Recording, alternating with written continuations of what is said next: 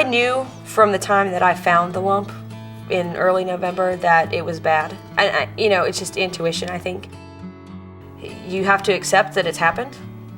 And that was kind of, from the day that I decided to do a double mastectomy, it was like, it is what it is. It's no use crying over it because that's not going to get me anywhere. I mean, I'm not going to say that I didn't have the moments where, I felt bad for myself, but then, again, I had a good support system. I had good friends and good family, and my mother went to every treatment, every doctor's appointment. I first met Kelly when I walked into her hospital room after she'd had a very major surgery. We had a nice time just simply talking about who she is, why she was there, how she was feeling about it. It wasn't until later when we met in the clinic after she had had all the results of her surgery available to us that we sat down and started to map out a plan. And at that point, it was very clear that Kelly needed to have aggressive therapies to help prevent any breast cancer recurrence.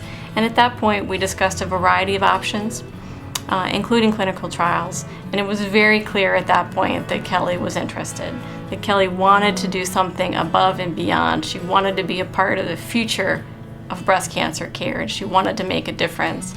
And in that light, she elected to participate in the clinical trial, which has been a wonderful experience for her and of course for us as we get to know Kelly through the journey, and we'll continue to know Kelly for a long time to come.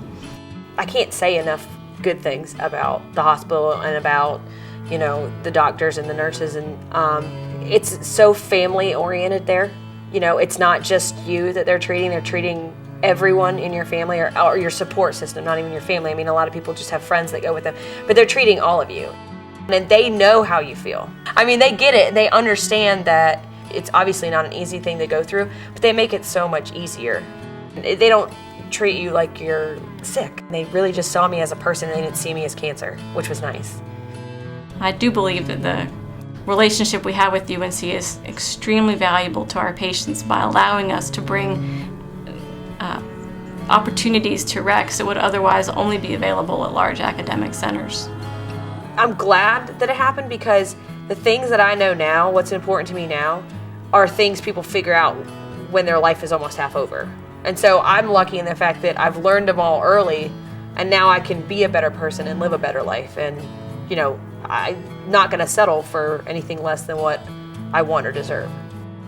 Me being 29, I thought I had all this time to do all these things.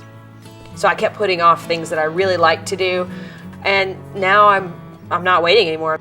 I would have never gotten to this point without the support from Rex.